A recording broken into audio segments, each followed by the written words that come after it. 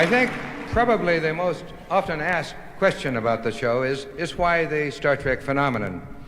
And this is, incidentally, not just a fan or a Trekkie question. It is now being asked by communications experts, by sociologists, educators, and others. There have already been a couple of master's theses written on this, and there are a couple of doctorates presently at work. And it could be an important question because you can ask, how can a simple space opera with blinking lights and zap guns and a hobgoblin with pointy ears reach out and touch the hearts and minds of literally millions of people and become a cult in some cases? Obviously, what this means is that television has incredible power. They're saying that if a Star Trek can do this, then perhaps another carefully calculated show could move people in other directions.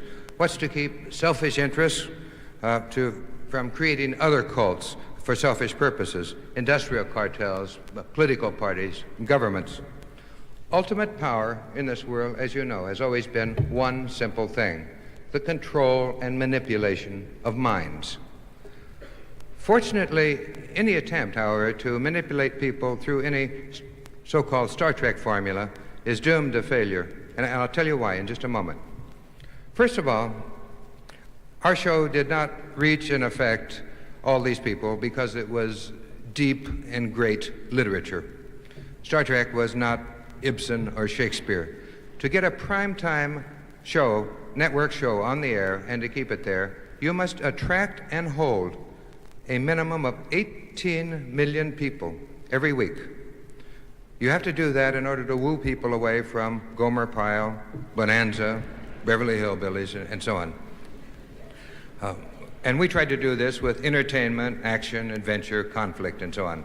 But once we got on the air, and within the limits of those action and adventure limits, we did not accept the myth that the television audience has an infantile mind. We had an idea, and we had a premise. Thank you, and we still believe that.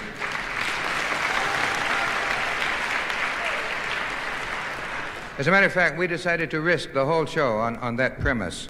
We believe that the often ridiculed mass audience is sick of this world's petty nationalism and all its old ways and old hatreds, and that people are not only willing but anxious to think beyond those petty beliefs that have for so long kept mankind divided.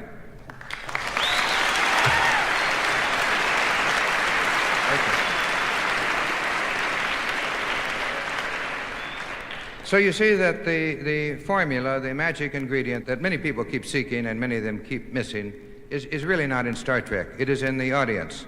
There is an intelligent life form out on the other side of that television tube. The whole show was an attempt to say that humanity will reach maturity and wisdom on the day that it begins not just to tolerate, but to take a special delight in differences in ideas and differences in life forms.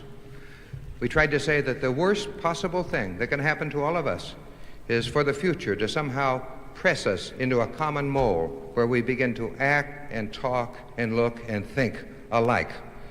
If we cannot learn to actually enjoy those small differences, take a positive delight in those small differences between our own kind here on this planet, then we do not deserve to go out into space and meet the diversity that's almost certainly out there.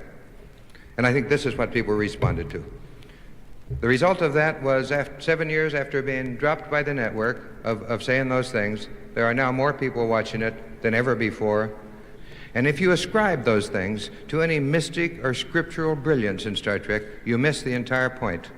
What Star Trek proves, as faulty as individual episodes could be, is that the much maligned common man and common woman has an enormous hunger for brotherhood.